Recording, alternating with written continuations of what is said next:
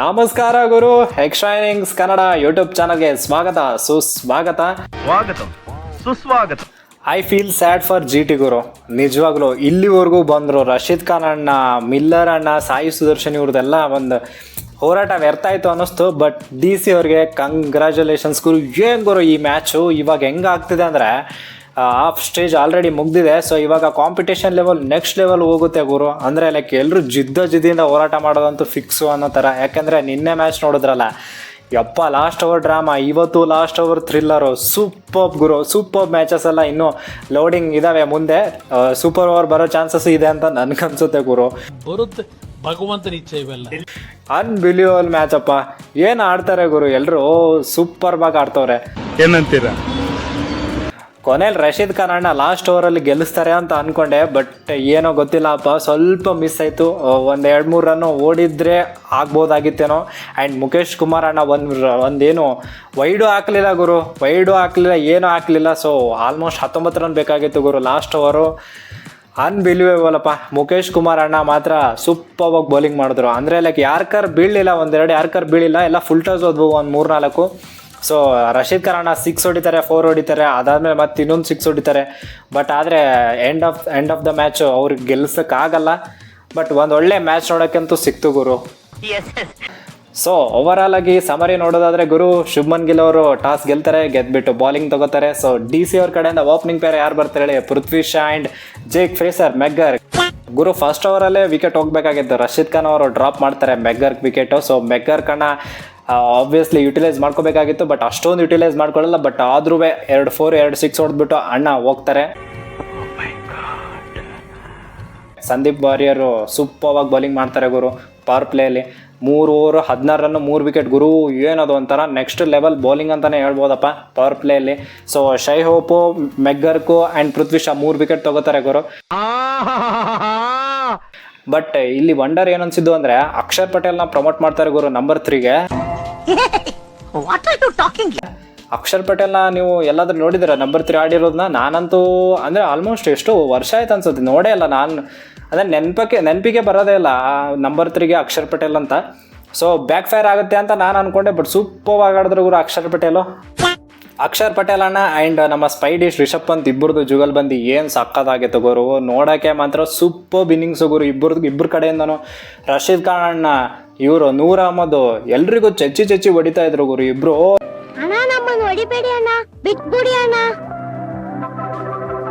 ಇಬ್ರು ತಲಾ 43 ಬಾಲ್ ಆಡಿದ್ರು. ನಮ್ಮ ಇವರು ಅಕ್ಷರ್ ಪಟೇಲ್ 43 ಬಾಲಲ್ಲಿ 66 ನೋಡಿದ್ರೆ, ಸ್ಪೈಡಿ ಅಣ್ಣ 43 ಬಾಲಲ್ಲಿ 88 ಹೊಡಿತಾರೆ ಗುರು. ಸೊ ಅಕ್ಷರ್ ಪಟೇಲ್ ಅಣ್ಣ ಔಟ್ ಆದಮೇಲೆ ಸ್ಟಬ್ಸ್ ಬರ್ತಾರೆ.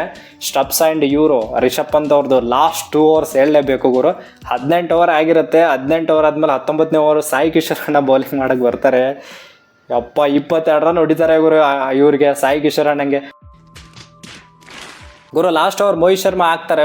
ಏನಪ್ಪ ಮೋಹಿತ್ ಶರ್ಮಾ ಅವ್ರ ಓವರಲ್ಲಿ 31 ಬರುತ್ತೆ ಗುರು. ಯಾರಿಗಾದ್ರೂ ನಂಬ್ತಿರೋ ಮೋಹಿತ್ ಶರ್ಮಾ ಅವ್ರಿಗೆ 31 ಹೊಡಿತಾರೆ ಅಂತ? ಮೋಹಿತ್ ಶರ್ಮಾ ಅವರು 73 ರನ್ ಹೊಡ್ಸ್ಕೋತಾರೆ ಗುರು ಈ ಮ್ಯಾಚಲ್ಲಿ. ಏನು ಹೊಡೆದ್ರಪ್ಪ, ಲಾಸ್ಟ್ಗಂತೂ ಚಾಚಿ ಬೇಸಾಗ್ಬಿಟ್ರು ಇವರು ನಮ್ಮ ರಿಷಬ್ ಪಂತ್ ಅವರು. ಸೂಪರ್ವಾಗಿ ಆಡಿದ್ರು ಗುರು ಲಾಸ್ಟ್ ಓವರ್ ಮಾತ್ರ. ಸೊ ಅದೇ ಒಂದು ಮೇಜರ್ ಡಿಫ್ರೆನ್ಸ್ ಆಗಿರೋ ಥರ ಅನಿಸ್ತು. ದೇಹಾದ್ಯಂತ ಸಹಿಸಲಾಗದ ಮರಣ ಸಂಕಟ. ಸೊ 224 ಕಲೆ ಹಾಕಿದ್ರು ಗುರು, ಬೃಹತ್ ಮೊತ್ತ ಕಲೆ ಹಾಕಿದ್ರು 224. ಸೂಪರ್ ಇನ್ನಿಂಗ್ಸು ರಿಷಬ್ ಪಂತ್ ಅವ್ರ ಕಡೆಯಿಂದ ಗುರು. ಸೆಕೆಂಡ್ ಇನ್ನಿಂಗ್ಸಿಗೆ ಬರೋದಾದರೆ 225 ರನ್ ಟಾರ್ಗೆಟ್ ಗುರು. ಈ 225 ಬೃಹತ್ ಮೊತ್ತ ಬೆನ್ನತ್ತಿ ಒಂದು ಗೆಲ್ಲಬೇಕು ಅಂತ ಬರ್ತಾರೆ ಜಿ ಟಿ ಅವರು. Opening Saha and Shubman Gill ಬರ್ತಾರೆ. ಶುಭ್ಮನ್ ಗಿಲ್ ಅವ್ರ ಕಡೆಯಿಂದ ಏನು ಇವತ್ತು ಕಾಂಟ್ರಿಬ್ಯೂಷನ್ ಇಲ್ಲ ಗುರು. ಬಟ್ ಸಹಾ ಅವ್ರು ಚೆನ್ನಾಗಿ ಆಡ್ತಾರೆ, ಒಂದು ಒಳ್ಳೆ ಇನ್ನಿಂಗ್ಸು ಸಹಾ ಅವ್ರ ಕಡೆಯಿಂದ. ಆ್ಯಂಡ್ ಸಾಯಿ ಸುದರ್ಶನ್ ಗುರು ಸೂಪರ್ವಾಗಿ ಆಡಿದ್ರಪ್ಪ ಸಾಯಿ ಸುದರ್ಶನ್. ಅಂದರೆ ಲೈಕ್ ಮೊದಲೆಲ್ಲ ಮ್ಯಾಚಸಲ್ಲಿ ಸ್ವಲ್ಪ ಸ್ಟ್ರೈಕ್ ರೇಟು ಅದು ಇದು ಎಲ್ಲ ಮಾತಾಡ್ತಿದ್ರು, ಏನಪ್ಪ ಇಷ್ಟು ಕಮ್ಮಿ ಸ್ಟ್ರೈಕ್ ರೇಟು ಅಂತ ನಂಬರ್ 3 ಬ್ಯಾಟ್ಸ್ಮನ್ ಕಡೆಯಿಂದ. ಸೊ ಈ ಮ್ಯಾಚು ಸಕ್ಕತ್ತಾಗಿ ಆಡಿದ್ರು. ಬಟ್ ಏನೇ ಹೇಳಿ ಓಮರ್ ಜೈ ಔಟ್ ಆದ್ರು, ಇವ್ರು ಎಲ್ಲ ಔಟ್ ಆದ್ರು. ಬಟ್ ಏನೇ ಹೇಳಿ ಮ್ಯಾಚ್ ಇಂಟ್ರೆಸ್ಟಿಂಗ್ ಅನಿಸಿದ್ದು ಯಾವಾಗ ಅಂದರೆ ಮಿಲ್ಲರ್ ಹೊಡಿಬೇಕಾದ್ರೆ ಗುರು. ಈ ಕಡೆ ವಿಕೆಟ್ಸ್ ಹೋಗ್ತಾ ಇದ್ದಾವೆ, ಶಾರುಖ್ ಖಾನ್ ಔಟು, ತೇವಾಟಿಯಾ ಔಟು, ಇವರು ಎಲ್ಲರೂ ಔಟು. ಬಟ್ ಮಿಲ್ಲರ್ ಅಣ್ಣ ಏನು ಆಡಿದ್ರು ಗುರು. ಮಿಲ್ಲರ್ ಅಣ್ಣಂದು ಏನು ಸ್ಪೆಷಾಲಿಟಿ ಅಂತಂದರೆ ವಿಕೆಟ್ ಹೋಗಲಾರೇ ಇರಲಿ ಅವರು ನಿಂತರು ಅಂದರೆ ಮ್ಯಾಚ್ ಗೆಲ್ಲಿಸ್ಕೊಂಡೇ ಬರ್ತಾರೆ. ಬಟ್ ಇವತ್ತು ಏನು ಗೊತ್ತಿಲ್ಲ ಅಂದರೆ ಲೈಕ್ ಇವತ್ತು ಅವ್ರ ಡೇ ಇರಲಿಲ್ಲ, ಅದಕ್ಕೆ ಗೆಲ್ಸ್ಕೊಂಡು ಬರೋಕ್ಕಾಗಲಿಲ್ಲ. ಬಟ್ ಸೂಪರ್ವಾಗಿ ಆಡಿದ್ರು ಗುರು ಮಿಲ್ಲರ್ ಅಣ್ಣ. ಅಂದರೆ ಲೈಕ್ ಹೋಪ್ಸೇ ಇಲ್ದಿರೋ ಜಾಗದಲ್ಲಿ ಹೋಪ್ಸ್ನ ಒಂದು ಕ್ರಿಯೇಟ್ ಮಾಡ್ತಾರೆ ಅಂದರೆ ಸೂಪರ್ ಗುರು. ಅದಂತೂ 22 ಬಾಲಲ್ಲಿ 55 ರನ್ ಹೊಡಿತಾರೆ ಗುರು. ಯಾರು ಮಾಡಕ್ ಸಾಧ್ಯ ಆಗಲ್ಲ. ಏನು ನೆಕ್ಸ್ಟ್ ಲೆವೆಲ್ ಅಪ್ಪ. ಆ್ಯಂಡ್ ಸಾಯಿ ಕಿಶೋರ್ ಗುರು 2 6 ಹೊಡಿತಾರಪ್ಪ. ಏನು ಬ್ಯಾಟಿಂಗ್ ಇರೋದು ಸಾಯಿ ಕಿಶೋರ್ ಅಣ್ಣಂದು. ಏನು ನನಗೆ 22 ರನ್ ಹೊಡೆದ್ರು 19th ಓವರಲ್ಲಿ, ಅದನ್ನು ಮೇಕಪ್ ಮಾಡೋಣ ಅಂತ ಇವ್ರೇನು 6 ಹೊಡೆದ್ರು ಅನ್ಸುತ್ತೆ. ಬಟ್ ಸಾಯಿ ಕಿಶೋರ್ ಮಾತ್ರ ಸೂಪರ್ವಾಗಿ ಹೊಡೆದ್ರಪ್ಪ 2 6. ಹೀಗೂ ಆಗುತ್ತಾ? ಹೀಗೂ ಉಂಟಾ? ಹೀಗೂ ಸಾಧ್ಯನಾ? ನನಗೆ ನಂಬೋಕೆ ಆಗ್ತಾ ಇಲ್ಲ. ಆ್ಯಂಡ್ ರಶೀದ್ ಖಾನ್ ಅಣ್ಣನ ಬಗ್ಗೆ ಅಂತ ಹೇಳಲೇಬೇಕಲ್ಲ. ಸೊ ಅಂದರೆ ಮೊದಲೇ ಹೇಳ್ದಂಗೆ ಅವರು ಫಿನಿಷ್ ಮಾಡಬೇಕಾಗಿತ್ತು, ಬಟ್ ಇವತ್ತು ಫಿನಿಷ್ ಮಾಡೋಕ್ಕಾಗಲಿಲ್ಲ. ಅವರು ಡೇ ಇಲ್ಲ ಅನ್ಸುತ್ತೆ. ಬಟ್ ಸೂಪರ್ವಾಗಿ ಆಡಿದ್ರು ಗುರು. ಅಂದರೆ ಜಿ ಟಿ ಕಡೆಯಿಂದ ಒಂದು ಒಳ್ಳೆ ಕಂಬ್ಯಾಕು ಆ್ಯಂಡ್ ಫೈಟಿಂಗ್, ಸೂಪರ್ ಫೈಟಿಂಗ್ ಅಂತಲೇ ಹೇಳ್ಬೋದು ಗುರು. ಹೌದು ಸರ್, ಹೌದಲ್ಲ? ಹೌದಾ, 100% ಸತ್ಯವಾದ ಮಾತು ಸರ್. ಡೆಲ್ಲಿ ಅವ್ರ ಬೌಲಿಂಗ್ ನೋಡಿದ್ರೆ ಗುರು, ನೋಕಿಯಾ ನನಗೆ ಏನಾಗುತ್ತೆ ಗೊತ್ತಿಲ್ಲಪ್ಪ. ಸ್ವಲ್ಪ ಫಾಸ್ಟಾಗಿ ಹೋಗ್ತಾರೆ, 6-4 ಹೊಡಿತಾರೆ ಅವ್ರು ಓವರಲ್ಲಿ. ಮಿಲ್ಲರ್ ಅಣ್ಣ ಅಂದು ಸರಿಯಾಗಿ ತದುಕಿದ್ರು ನೋಕಿಯಾ ಅವ್ರ ಬೌಲಿಂಗಲ್ಲಿ. ಆ್ಯಂಡ್ ಮುಖೇಶ್ ಅಣ್ಣಂಗೆ ಮಾತ್ರ ಕ್ರೆಡಿಟ್ ಕೊಡಲೇಬೇಕು ಗುರು. ಆ ನರ್ವ್ಸ್ ಇಟ್ಕೊಂಡು ಲಾಸ್ಟ್ ಓವರು ಡಿಫೆಂಡ್ ಮಾಡ್ತಾರೆ ಅಂದರೆ ಸಖತ್ತಾಗಿ ಡಿಫೆಂಡ್ ಮಾಡಿದ್ರು. ಹೌದು ಮಹಾಪ್ರಭು, ಸಾಮಾನ್ಯ ಮಾನವನಿಂದ ಇದೆಲ್ಲ ಸಾಧ್ಯವೇ? ಗುರು ಒಂದು ಒಳ್ಳೆ ಮ್ಯಾಚ್ ನೋಡೋಕ್ಕಂತೂ ಸಿಕ್ತು. ಸೊ ಲಾಸ್ಟ್ ಓವರ್ ಥ್ರಿಲ್ಲರ್ಸ್ ಇವಾಗಿಂದ ಸ್ಟಾರ್ಟ್ ಆಗ್ತಾಯಿದೆ ಅಂತ ನನಗಂತೂ ಸ್ಟಾರ್ಟ್ ಆಗುತ್ತೆ ಅಂತ ಅನ್ನಿಸ್ತಿದೆ ಗುರು. ನಾಳೆ RCB vs SRH ಇನ್ನೊಂದ್ಸರಿ ಮ್ಯಾಚ್ ಇದೆ. ಸೊ ಆ ಮ್ಯಾಚ್ನ ಪ್ರಿವ್ಯೂ ತೊಗೊಂಡು ಬರ್ತೀನಿ.